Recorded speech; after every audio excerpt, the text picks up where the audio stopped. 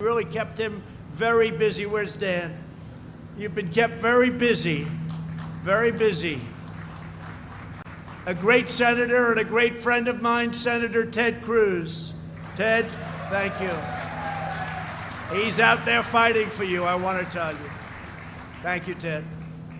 Representatives, and these are friends of mine and they're warriors, Jody Arrington and Mike Conaway. Thank you, fellas. Thank you.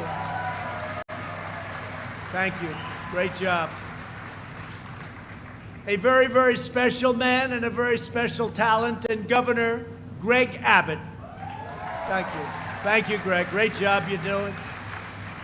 And he's working hard, and you're doing a fantastic job. Our people are working together, and you're getting everything you need. So, good. Thank you for doing such a good job. And thank also Dan Patrick, your Lieutenant Governor, my friend.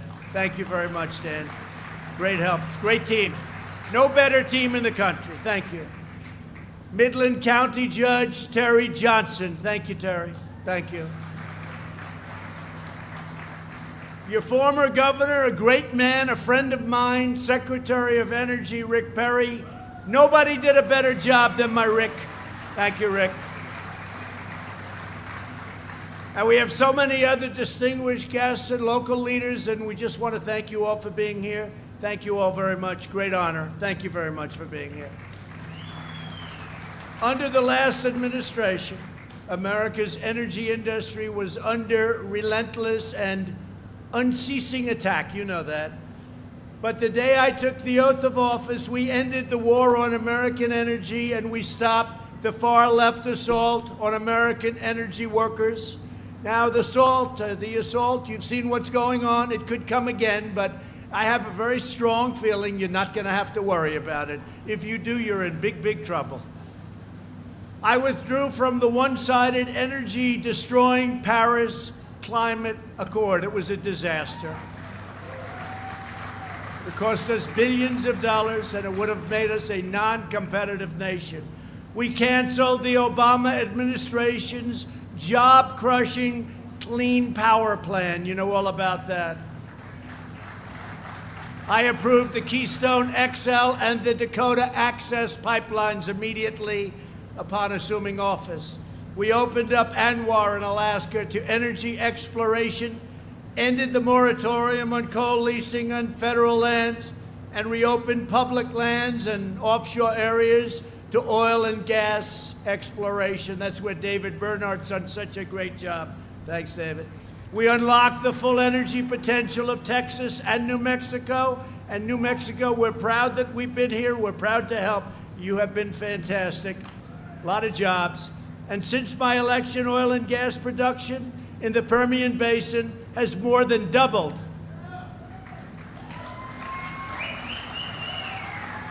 Under the Trump administration, the United States has increased oil production by 3.1 million barrels per day. That's some number. Never been anything like that number. For the first time in nearly 70 years, we have become a net energy exporter. And the United States is now the #1 producer of oil and natural gas on the face of the earth. To ensure we maintain this dominant position long into the future, we will never lose this position. My administration is announcing today that export authorizations for American liquefied natural gas can now be extended through the year 2050.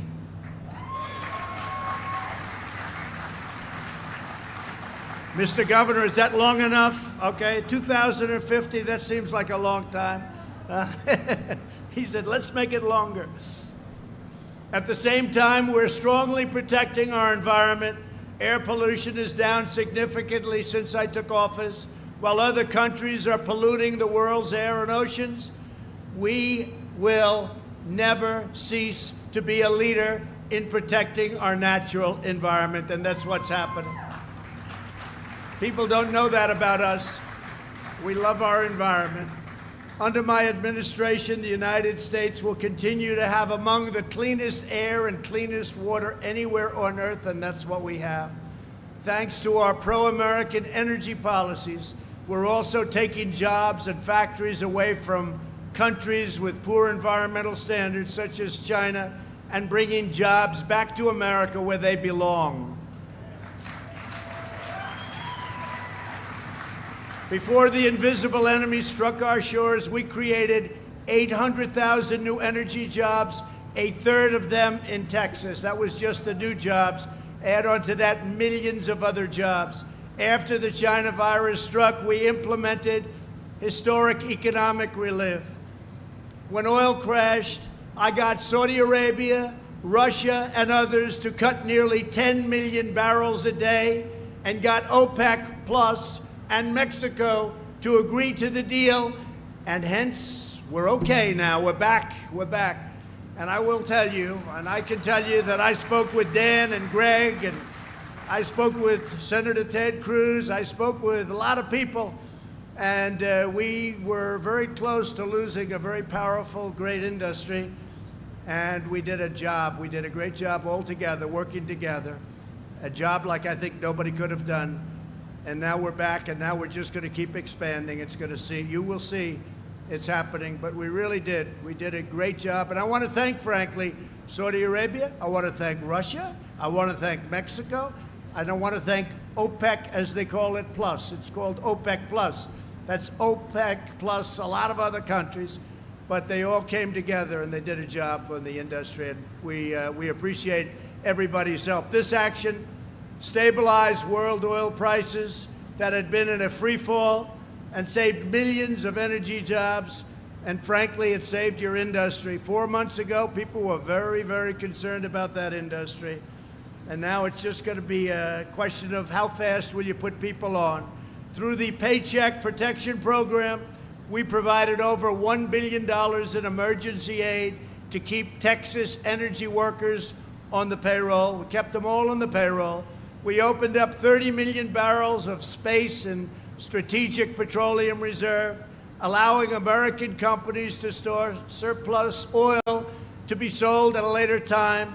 And we filled up our 75 million barrels in the strategic reserve. And Dan, you've done a fantastic job on that. Thank you very much. I only wish he bought it when the oil was selling for $0 and they paid you $37 in addition. You get a barrel plus 37. I said, Dan, why didn't you make that deal? I would have loved that. But you did well. Thank you very much. Today, I'm taking another bold action to support energy jobs in Texas. In a few moments, I will sign 4 critical permits granting approval to vital pipeline and railway infrastructure on our nation's border. That's a big deal. This will include 2 permits allowing the export of Texas crude to Mexico, a giant victory for the workers of the state that you've been after for many years, right? You've been after that one for many years. I said, what do I know about it? If you want to do it, it's okay with me, and we're doing it. So that's been a long time in the making. We're joined today by some of the incredible patriots of the Texas oil and gas industry who are benefiting from America's energy boom. Josh Ginn was born and raised right here in Odessa and Midland. Where's Josh? Thank you, Josh. After spending a few years away at school, Josh came back home to West Texas. Josh's dad worked on the oil rigs. Josh worked on the oil rigs, and he hopes his 3 children will work one day doing the same kind of incredible work and looking for the wonderful opportunities in American energy. Josh, thank you very much. Congratulate your family. You're going to have a great future. Thank you. Appreciate it. Brian Welch spent 5 years in the Army supporting our victory in the Gulf War. Then he became, hello, Brian. Thank you, Brian. Then he became an energy worker. Did you make the right move, Brian? I think so, right? Better believe it. With over 25 years of experience, Brian is senior pumper with Double Eagle Energy. Do they treat you well? They better. I'm going to come back and see those 2 guys. Just like thousands of other veterans who work in this industry, Brian has made America safer with his service, and now he's helping keep us secure by maintaining American energy independence, which we have. Thank you very much, Brian. Great job. To Brian and every veteran who works in the American energy sector, we salute your noble service, and we thank you very much. We thank you very much, everybody. Thank you. While my administration is fighting for workers like you, the radical left, have you ever heard of the radical left, Brian? You don't want to hear about them. You don't want to know about them. Is fighting to abolish American energy, destroy the oil and gas industries, and wipe out your jobs. Washington Democrats have embraced Representative Ocasio-Cortez's nearly $100 trillion Green New Deal disaster. I've added the fourth word. It's a disaster, which would ban oil and gas leasing on all federal lands. And by the way, there'd be no fracking. So let me ask you, Mr. Governor, how do you think that works in Texas? No fracking, no drilling, no oil. Is that okay? Good. I don't think Biden's going to do too well in Texas. He's already written it off. It's gone. No fracking. That's part of his platform. If these far-left politicians ever get into power, they will demolish not only your industry, but the entire U.S. economy. Their stated agenda includes rejoining the Paris Climate Accord, spending billions and billions of dollars in order to make us non-competitive, and seeking an even higher level of restrictions mandating net zero carbon emissions, which frankly is impossible, for all new homes, offices, and buildings by 2030. Not possible to do. And if you ever did it, it would cost so much that your home would be valueless. This would cause the cost of construction to skyrocket and effectively end the use of natural gas in homes, because it would be an impossible situation. They're asking for things, just so you understand, that are impossible. I don't know, I haven't checked recently. What have they done with cows? Remember, there were going to be no more cows and no more cattle. I think they might have left that one off the manifesto, but it'll be back. Their platform calls for mandating zero carbon emissions from power plants by 2035. In other words, no drilling, no fracking, no coal, no shale, no gas, no oil. Otherwise, they've been very good to the industry, I think. You got to be careful, you know. People don't take it seriously. If they got in, you will have no more energy coming out of the great state of Texas, out of New Mexico, out of anywhere. Oklahoma, North Dakota, name them. Pennsylvania. Pennsylvania does a lot. People don't realize that a lot. It would throw Pennsylvania, Ohio, so many other places. You don't realize how big it is. They want to have no fracking, no nothing. The policies required to implement this extreme agenda would mean the death of American prosperity and the end of the American middle class. It would mean, I think, even worse than that. It would destroy our country. I used to say would become another Venezuela. Same ideology, you would become another Venezuela. Venezuela used to be one of the richest in the world per capita, and period, one of the richest in the world, among the largest oil reserves. Now they don't have water, they don't have medicine, they don't have food. They got a lot of oil, it doesn't matter. Doesn't seem to matter. They don't have anything. And that can happen to us. All you have to do is look at Portland. Look at the agitators. Look at the anarchists in Portland. And our people have done a great job in protecting our courthouse. And I told my people a little while ago, if they don't solve that problem locally very soon, we're going to send in the National Guard and get it solved very quickly, just like we did in Minneapolis and just like we will do in other places. They want to solve their problem. They've got a very short time to do it, but they'll either solve their problem or we send in the National Guard. The U.S. energy industry would grind to a halt, and every single energy-producing state would be plunged into a depression. 2 million jobs would vanish overnight in just the state of Texas alone, and I think the number's probably, Greg, a lot higher than 2 million. Millions more would disappear in New Mexico and Ohio and Colorado and Pennsylvania. By imposing these punishing restrictions and beyond restrictions, the Washington radical left, crazy Democrats would also send countless American jobs, factories, industries to China and to other foreign polluting states. They want us to take care of our air, but China doesn't take care of its air. In all fairness, India doesn't take care of its air. Russia doesn't take care of its air, but we do. Not on my watch, it's not going to happen, I can tell you that. Because as long as I'm president, we will always put America first. It's very simple, very simple. For years and years, we put other countries first. We now put America first. As we have seen in cities and towns across our nation, it's not just Texas oil that the radical Democrats want to destroy. They want to destroy our country. These people are sick. They are sick. And you better get used to hearing it, because they have some real problems. They don't love our country. In any way, shape, or form, they don't love our country. There's no respect for the American way of life. There is no way of life ever in history that's been like the great American way of life. There's no respect, but there is by you, and there is by 95% of our people. Our people love our country, and our people love our anthem, and they love our flag. Remember that. The radical left wants to tear down everything in its way, and in its place, they want power for themselves. They want power. Hard to believe, power. They want to uproot and demolish every American value. They want to wipe away every trace of religion from national life. They want to indoctrinate our children, defund our police, abolish the suburbs, incite riots, and leave every city at the mercy of the radical left. That's not going to happen. That's not going to happen.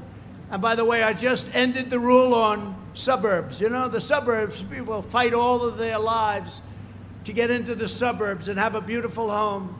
There will be no more low-income housing forced into the suburbs. I abandoned and took away and just rescinded the rule. It's been going on for years. I've seen conflict for years. It's been hell for suburbia. We rescinded the rule 3 days ago, so enjoy your life, ladies and gentlemen. Enjoy your life. The proud people of Texas will never bow, kneel, or surrender to the left-wing mob. You will always stand tall and strong for America. Everyone here today carries the legacy of some of the toughest, fiercest, and most determined people ever to walk the face of the earth. Your ancestors, you know that. You know that. Generations of Texas oil workers before you gave every last bit of sweat and heart and grit that they had to build up this country. They loved our country. They loved our country so much they couldn't breathe. Their pride and devotion helped raise up America's cities, power our factories, propel our industries, sustain our families, supply our military, and fuel America's rise into the strongest, wealthiest, and greatest nation the world has ever known. We are now at the strongest point militarily we've ever been due to I'll tell you, Ted, where is Ted? He was a big leader in this. Stand up again, Ted. Ted Cruz, John Cornyn,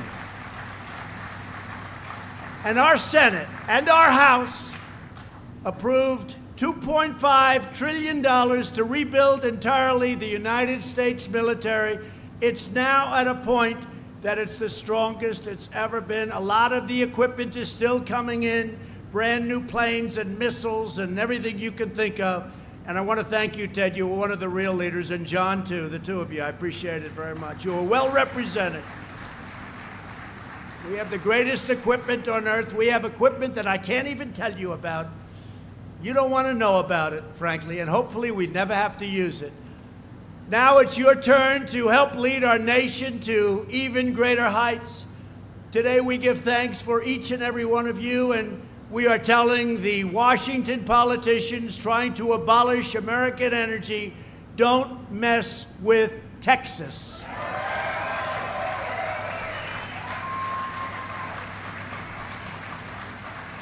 And I just want to finish by saying that I've had a great relationship with your leaders, with your politicians, with all the people in Texas. We've had great success.